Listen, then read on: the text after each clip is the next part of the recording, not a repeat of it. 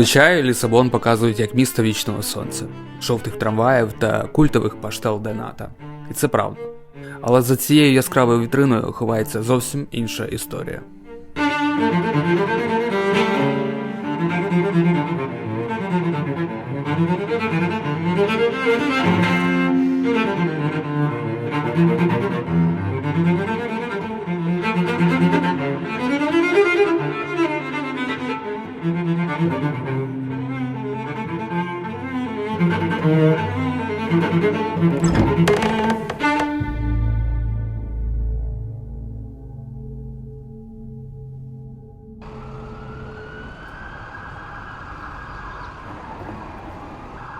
Лісабон – дуже яскраве місто.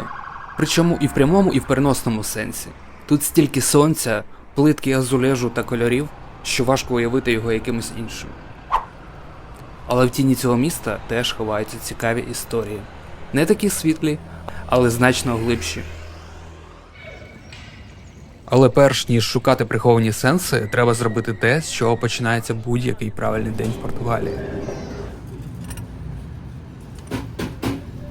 Парк Амарейраш. Ранкова кава, свіжий сік. Здається, це місто створене виключно для того, щоб просто насолоджуватися життям. І кожною хвилиною.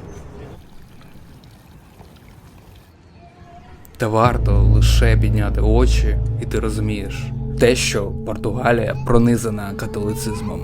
Століттями життя португальців суворо диктувалося католицькою церквою. Вона тут буквально вбудована в сам фундамент цього міста. І, дивлячись на цього дідуся, розумієш, цей фундамент непорушний і сьогодні. А ми з вами почнемо з цих азулежу, щоб задати правильний настрій. На цьому панно зображено відомий біблійний сюжет. Моїсей б'є палицею по скелі і з неї починає бити джерело води для спраглого натовпу. Цей малюнок тут не випадково. Ми знаходимося прямо під акведуком, правильно казати, який колись врятував Лісабон від смертельної засухи. Як ви вже, мабуть, зрозуміли, наш сьогоднішній випуск буде тісно пов'язаний з релігією. У нас великі плани, ми пройдемося алеями кладовища задоволень, піднімемося на самий дах величного собору Ештрела, а потім взагалі поїдемо в Евору подивитися на храм з кісток і черепів. А також фінальний акорд, що ми відвідаємо, це музей Алжубе, музей опори та свободи. Це колишня в'язниця політичної поліції часів диктатури Салазара, яку перетворили на музей. Має бути цікаво, тож поставте лайк. Плани у нас достатньо серйозні, можемо починати.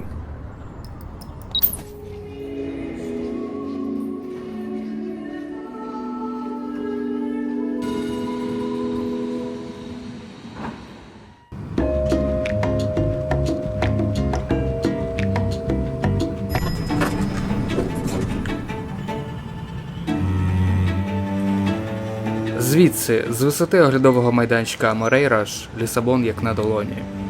І звідси дуже добре видно, як багато цікавого в цьому місті.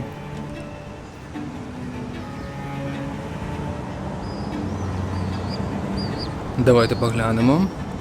Звісно же, міст 25 квітня, пам'ятник Ісусу. Популярна Мірадура. Найстаріший собор Лісабону. Відомий оглядовий майданчик і церква Граса, і навіть стародавній замок Святого Георгія. Але я шукаю дещо інше. Он ті білосніжні куполи, що так сильно вирізняються над іншими дахами, це Базиліка да Ештрела. Опа, ось такий монтаж, і ми вже тут. Телепортувалися. Перед нами Базиліка да Ештрела. Звідси, з землі, вона здається просто красивим світлим храмом. Ідеальним місцем для туристів і красивих фотографій. Але тут є одна цікава історія. Зараз розповім. Он там же на самісінькому даху люди вже милуються краєвидами, зовсім скоро ми до них приєднаємось. Здається, ми потрапили на месу.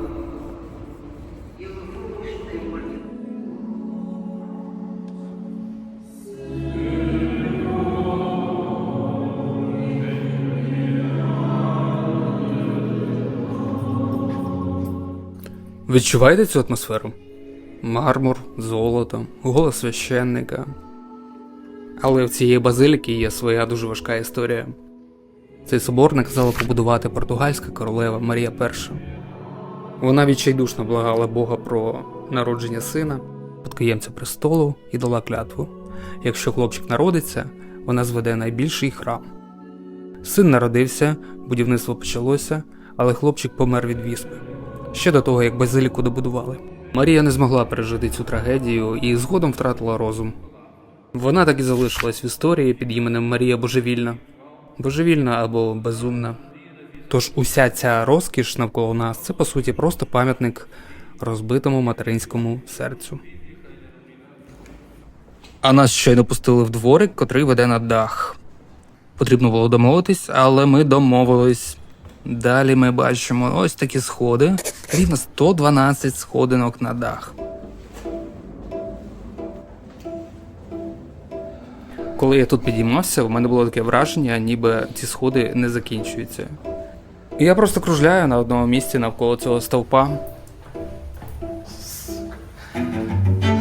Але ні, ми вибрались на дах з цього лабіринту.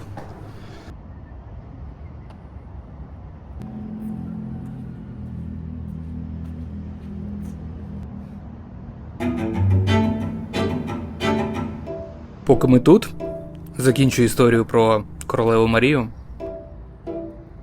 Був час, коли до Лісабона підходила армія Наполеона. Королева разом із родиною успішно втекла через океан аж до Бразилії, в Ріо-де-Жанейро. На той час то була колонія Португалії, а сама подорож до Бразилії в них зайняла більше 3 місяців. Тобто більше 3 місяців королева була на кораблі і пливла в бік Бразилії. Тільки уявіть, 3 місяці подорож тривала. Там вона зрештою і померла. Але її тіло не залишили за океаном. Його повернули назад і поховали прямо тут, у цій базиліці. Тобто технічно зараз ми гуляємо по даху величезного розкішного склепу.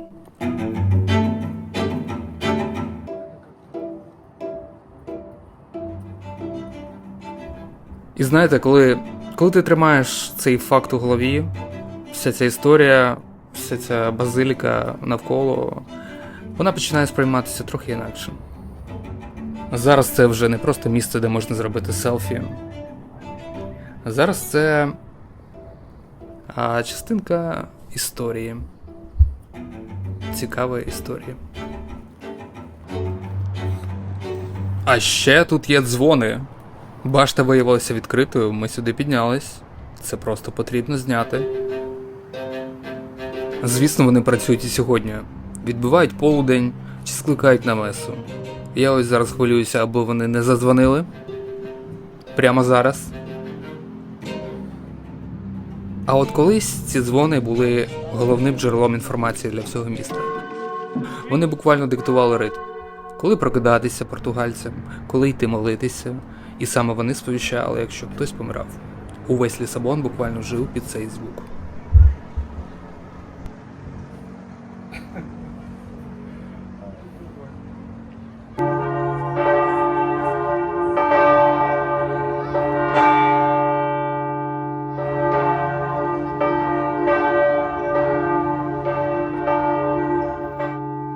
Як добре, що я встиг вчасно вийти.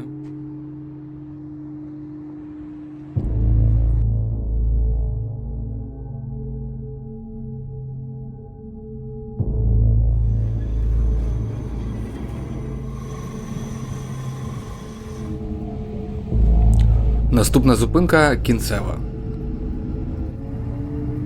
Ми приїхали на цвинтар, який має дуже дивну назву. Цвинтар задоволень. До 1833 року тут не було жодної могили. Лише розкішний парк, куди лісабонці приїжджали на пікніки та свята. Через епідемію холери цей простір терміново перетворили на цвинтар. Назву просто не стало змінювати. Тобто парк задоволень перетворився на цвинтар задоволень. Але зараз цей цвинтар максимально забудований ось такими склепами. Справжнє місто в місті. В нього є своя логіка, свої квартали і довгі вулиці. На кожному склепі є свій номер, як на звичайному будинку. Бачите ці черепи з кістками? Можна подумати, що тут ховали піратів, але ні. Це символ Мементо Морі. Нагадування про те, що ми всі тут лише гості. Раніше люди бачили в цьому не страх, а просто наступний етап. У ті часи панувала справжня романтизація смерті. Тому над цим кладовищем працювали найкращі майстри. Від художників азулежу та майстрів по металу до каменярів і різьбярів. Кожен хотів залишити свій слід у вічності, наче намагаючись зробити саму смерть естетичною. Ну, атмосферка тут така собі. В якийсь момент мені реально здалося, що я заблукав. Тут настільки багато цих вулиць, що ти взагалі перестаєш розуміти, куди йдеш. Все абсолютно однаково. Дивишся ліворуч – склепи, дивишся праворуч – теж склепи.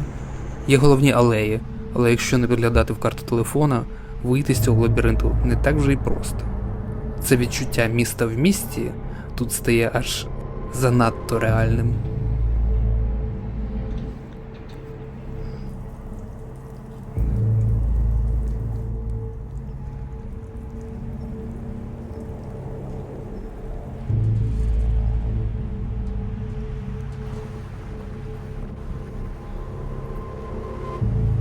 А там далі якийсь величезний склеп. Він дуже вирізняється на фоні інших. Як я прочитав пізніше, тут лежить, мабуть, можна сказати, Жозе Луїш Константіно Діаш. Шоколадний король. Так, шоколадний король. Заробив просто космічні статки на какао та каві в колоніях Португалії. Ну і звісно, він захотів звести більший склеп, щоб вирізнятися на фоні інших. Кажуть, всередині там є місце для прислуги, яка мала доглядати за спокоєм родини після смерті. Він навіть отримав титул маркіза, шляхтич, скажімо так, тому що піднімав економіку країни.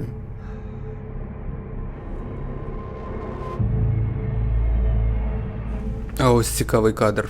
Похмурі сірі склепи, а одразу за ними яскраві будинки, де люди п'ють каву і сушать білизну на балконах. Світ живих і світ мертвих розділяє лише одна тонка стіна. Але інколи і живі вандали псують склепи мертвим.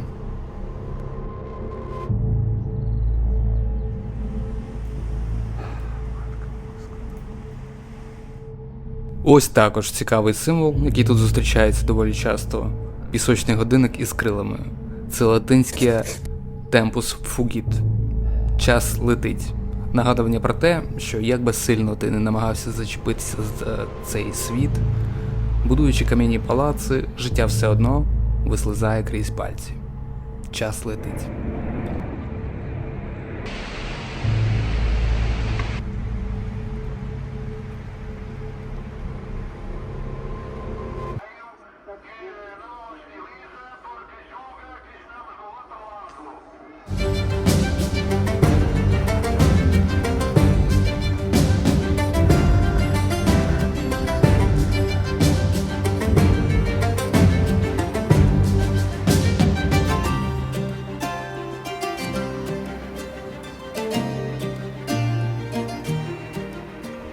Зараз я хочу трішки відійти від теми релігії та кладовищ, бо є ще одна річ, без якої неможливо зрозуміти Португалію. Це свобода. Точніше те, як португальці за неї боролися. Ви точно чули про революцію гвоздик 25 квітня, але я хочу розказати вам саму суть того, що відбувалося. І так ми маємо потрапити в музей Алжубе. Алжубе – це колишня політична в'язниця режиму Салазара. Місце, де десятиліттями ламали людей, катували та закривали за грати просто за їхні думки та прагнення свободи. Іронія в тому, що сьогодні двері цієї катівні відкриті для кожного жителя та гостя міста. Це і є найкращий доказ того, що жоден режим, яким би жорстким він не був, не є вічним. Свобода все одно перемагає. Ось, до речі, пам'ятник святому Вісенте, а на фоні його храм. Ми трохи згадували про нього в минулому випуску.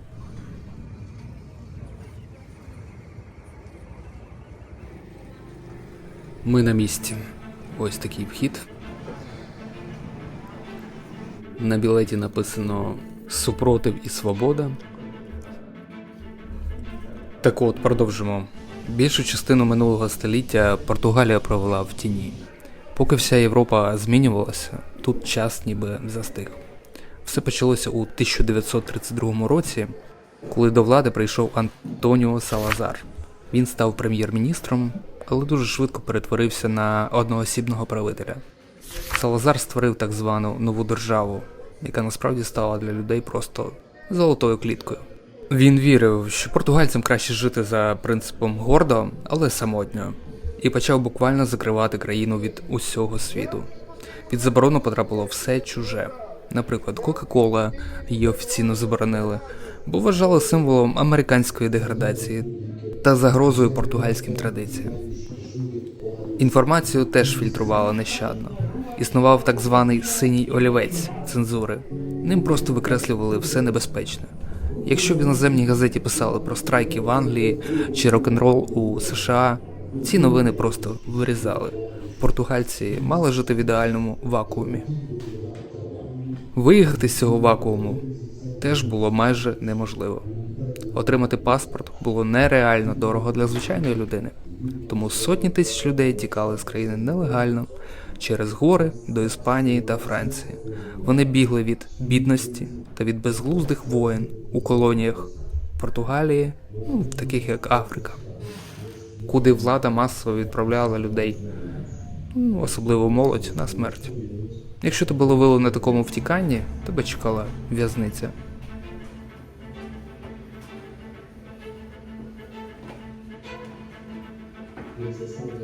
Для Салазара Радянський Союз був головним нічним жахом. Він майстерно використовував страх перед червоною загрозою, щоб виправдати будь-яку жорстокість всередині країни. Бути комуністом або просто прочитати не ту книгу означало автоматично стати ворогом держави. Власне, це була причина для створення ПІДЕ, найстрашнішої таємної поліції в історії Португалії. Це був такий собі місцевий аналог КДБ чи Штазі. Їхньою метою було не просто ловити злочинців, а випалювати будь-яку вільну думку ще в зародку. ПІДЕ побудували систему, де кожен міг бути шпигуном. У них була гігантська мережа снурів, інформаторів, серед звичайних людей. Сусіди доносили на сусідів, колеги на колег. Достатньо було одного анонімного дзвінка про те, що ви слухаєте іноземне радіо або критикуєте уряд, і за вами приїжджали.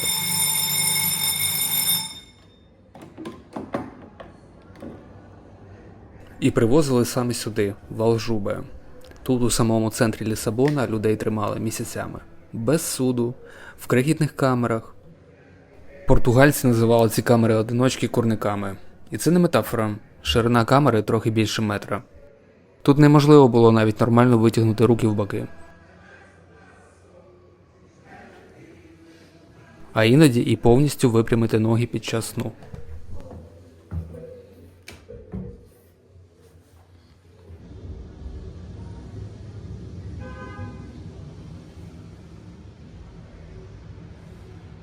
В'язнів змушували стояти днями, іноді тижнями, без права сісти чи заплющити очі. На 10-ту добу людина втрачає межу між реальністю і галюцинаціями. Вона готова підписати будь-що, аби це просто припинилося.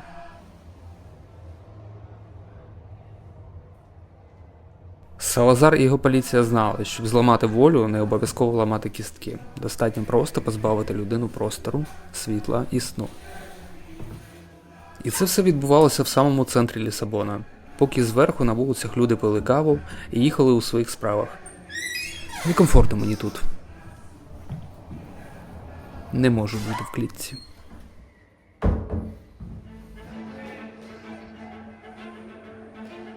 Ось одне з облич супротиву, але це не один літер, а 1000 звичайних людей, які стали пікселями в загальній картині боротьби за свободу.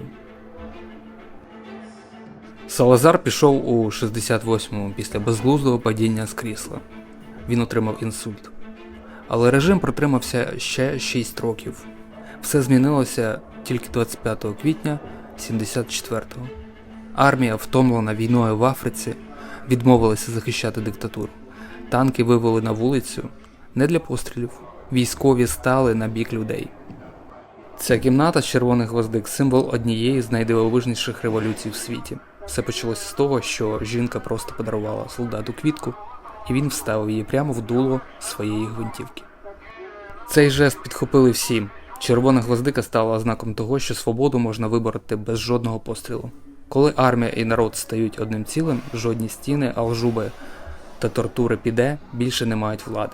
В ту ніч Португалія нарешті прокинулася вільною. Саме тут вона народилася заново.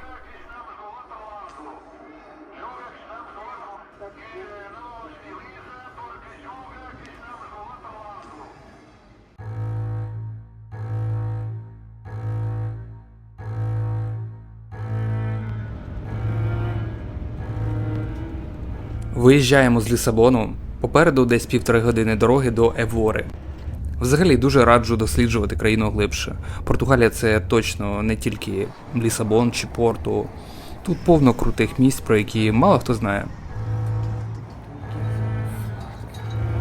Зараз ми йдемо в одне з найбільш специфічних місць в країні – це капела Кісток при церкві Святого Франциска. Звісно, це не парижські катакомби, звісно, масштаби тут менші, але повірте, тут теж є на що подивитися. Якщо в Парижі це просто величезне сховище, то тут це реальна інсталяція, де кожна кістка на своєму місці.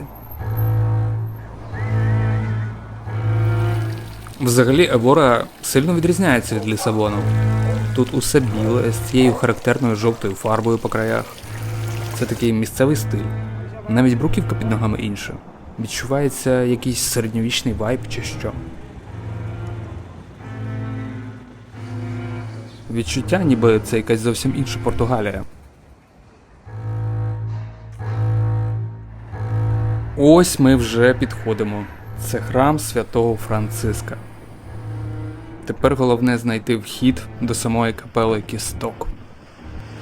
До речі, якраз у цей момент піднявся сильний вітер. Збіг. Місце ніби саме натякає, що зараз буде щось цікаве. Звісно, тут продаються квитки, для дорослих 7 євро. А ось і той самий легендарний напис над входом. Дослівно він означає «Ми кістки, що тут лежимо, чекаємо на ваші». Оптимістично, правда? Прямо з порога тобі нагадують, чим усе закінчиться. Ну що, заходимо всередину. Одразу на вході тебе зустрічають черепи. Вони просто вмуровані в стіни. Кістки тут буквально перемішані із цементом. І все це викладено так акуратно, ніби це якась декоративна плитка.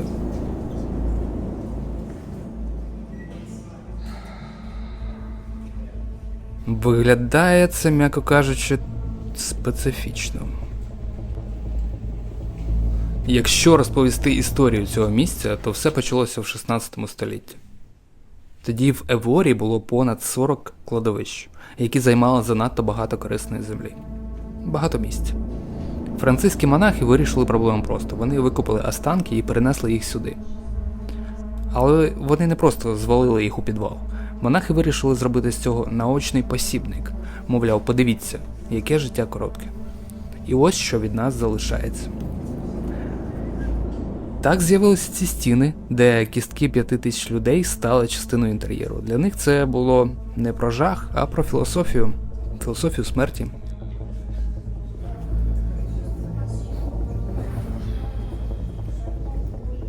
Але тут є ще дещо. У скляному саркофазі лежить справжня мумія. Раніше такі мумії висіли тут прямо на ланцюгах у стін, щоб кожен міг їх торкнутися. Зараз вони під склом. Але це все одно виглядає моторошно, як і ці стіни.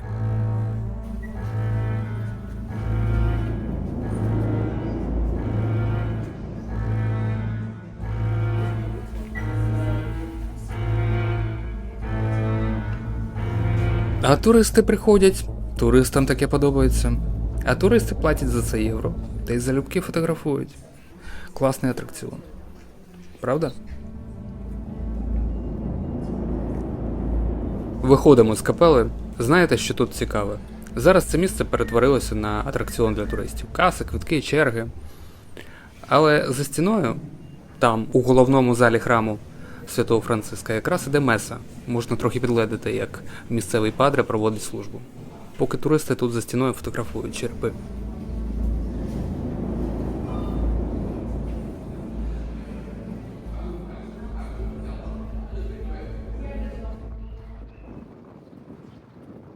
Ну а вихід звідси, звісно, через сувенірну лавку. Це вже стандарт для будь-якого музею.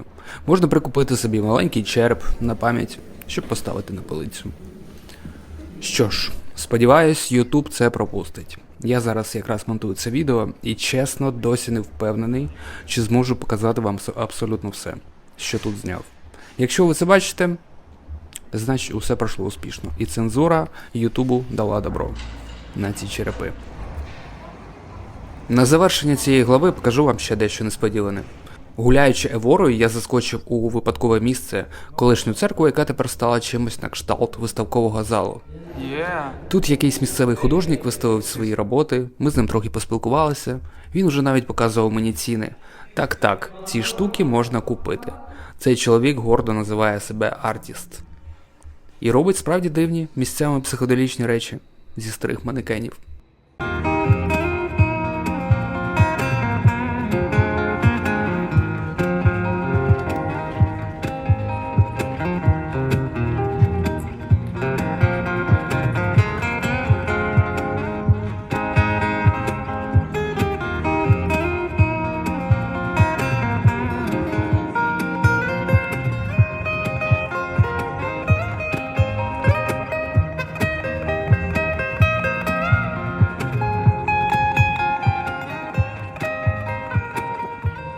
Сподіваюсь, мені хоч трохи вдалося передати атмосферу зовсім іншої Португалії. Не тієї туристичної, з жовтими трамваями та паштейш де ната. Ми з вами побували на даху Базиліки де Ештрела, цвинтарі Задоволень, прийшли крізь камери в'язниці Алжуби і подивилися на черепи в Еворі. Як на мене, це точно заслуговує на лайк. А в нас попереду ще багато цікавих кадрів, тож не прощаємось. Дякую, що подивились, і побачимось в наступному відео. Бувайте!